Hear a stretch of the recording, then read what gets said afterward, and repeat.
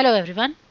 So in today's video of chapter chemical bonding, I am going to talk about dipole moment, covalent character of ionic bond and resonance. So the first topic is dipole moment. Dipole moment is the product of magnitude of charge and the distance between the centers of the positive and negative charges. It is represented by mu and the value of mu is q multiplied by r. Here q is charge and r is the distance of separation.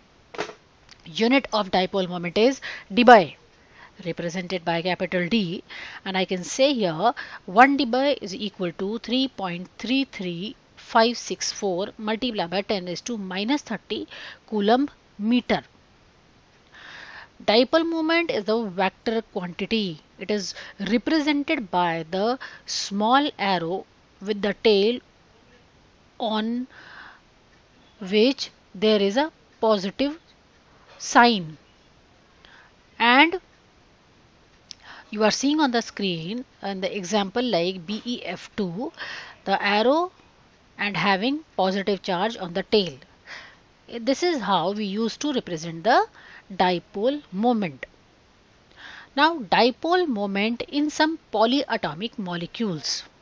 For example, molecule like BeF2. BeF2 is a linear molecule and the dipoles are in the opposite direction, which are of equal strength. So we can say here the net dipole moment on BeF2 is 0. Actually, the resultant dipole of any molecule is decided by the shape of the molecule, that is the spatial arrangement of the bonds and the contribution of individual dipoles and those of lone pair of electrons if present. And we can say here, like I had given you example BeF2, the dipole moment of polyatomic molecule is the vector sum of the dipole moments of various bonds and lone pairs. In case of BeF2, there is no lone pair, but two dipoles are working on two opposite sides. That is why the net dipole in case of BeF2 is 0. Similarly, if I am talking about boron trifluoride bond angle is 120 degree and the molecule is symmetrical. It does not have any lone pair of electron. The three BF bonds are oriented at 120 degree with each other, and sum of any two is equal and opposite to the third. Therefore, all three BF dipoles is equal to 0. But in case of angular molecule, if they have lone pair of electron, there would be different dipole there. Now we are going to learn if any molecule is having lone pair of electron, what will be the dipole moment in that molecule. Let's see some example like ammonia and water molecule. In ammonia, what is happening? There is one lone pair is present with nitrogen, and in case of water there are two lone pair of electrons are present with oxygen atom. Now you will see here nitrogen is more electronegative and hydrogen is electropositive, so dipole will be there in this direction and the magnitude of dipole moment would be 1.48 dBi. Similarly, if I am talking about dipole moment of water is 1.85 dBi due to the two lone pairs of electron present in oxygen atom of water molecule. Now see ammonia and NF3. Both molecules are having pyramidal shape with one lone pair of electron each. Here with nitrogen atom, one lone pair of electron is present. Here on this nitrogen atom, one lone pair of electron is present. But hydrogen is less electronegative, while fluorine is more electronegative than nitrogen. So this is how the dipoles will be formed in case of ammonia and in case of nitrogen trifluoride molecule. And these will be the values of dipole moment in case of ammonia and NF3 respectively. Let's see methane molecule. In methane molecule, the central atom carbon has no lone pair of electron. The molecule is non-polar. In case of chloroform, CHCl3, the dipoles are not equal and do not cancel. Hence, CHCl3 is polar molecule, which is having dipole moment 1.04 dBi.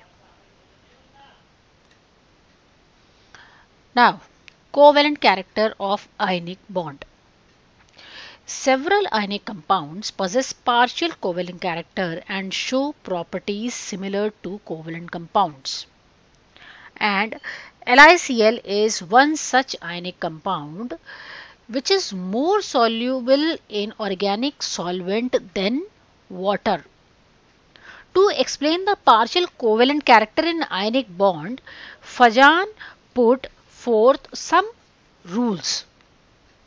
Rule number 1 is the smaller size of cation and the larger size of anion, if there is there in the molecule, greater covalent character will be there to ionic bond.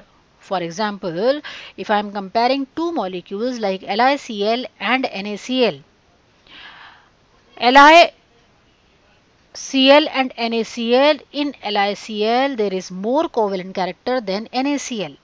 If I am comparing Li and LiCl, so lithium iodide has more covalent character than lithium chloride. Greater the charge on cation, more is the covalent character of the ionic bond. That is why aluminium chloride, which is where aluminium is having positive 3 charge, it has more covalent character than the magnesium chloride having plus 2 charge on magnesium. Then sodium chloride having plus 1 charge on sodium. And the third rule according to Fajan is a cation with the outer electronic configuration of S2P6 D10 type possess greater polarizing power compared to cation having same size and same charge but having electronic configuration of S2P6 of its outermost shell. This is because d electrons of S2P6 D10 shell screen nuclear charge less effectively compared to S and P electrons of S2P6 shell. So this is all about the covalent character of ionic bond. Now resonance.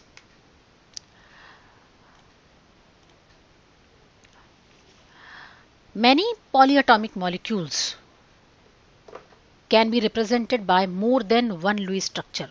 Like you are seeing on the screen, a carbonate ion here, it is representing by 3 structures here. There are 3 structures of carbonate here, structure number 1, structure number 2 and structure number 3.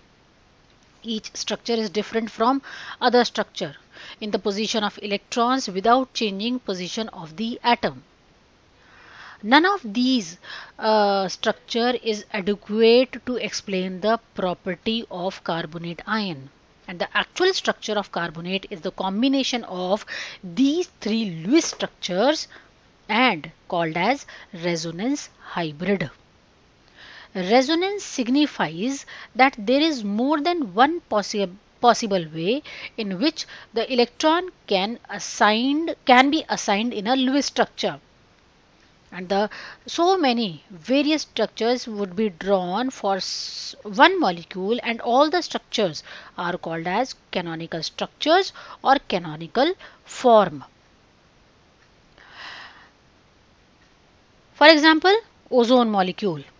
Ozone can also be described by so many structures like structure number 1, 2, 3. You are 1 and 2 you are seeing on the screen. But actual structure is the third structure, which is called as resonance hybrid, which explain the properties of ozone molecule. Now, resonance energy. What is resonance energy? We have seen in polyatomic ions and molecules there are so many canonical forms are there, and each canonical form has different energy. Energy of resonating form is different from the most stable structure, that is the resonance hybrid. So the difference in the energy of the most stable contributing structure and the resonating form is usually defined as resonance energy. We can say that energy of resonance hybrid structure is less than that the energy of any canonical form. That is why resonance stabilizes certain polyatomic molecules or ion. The average of the resonating structure contributes to overall bonding characteristics features of the molecule. This will be clear from the example like we have taken here ozone and carbonate ion.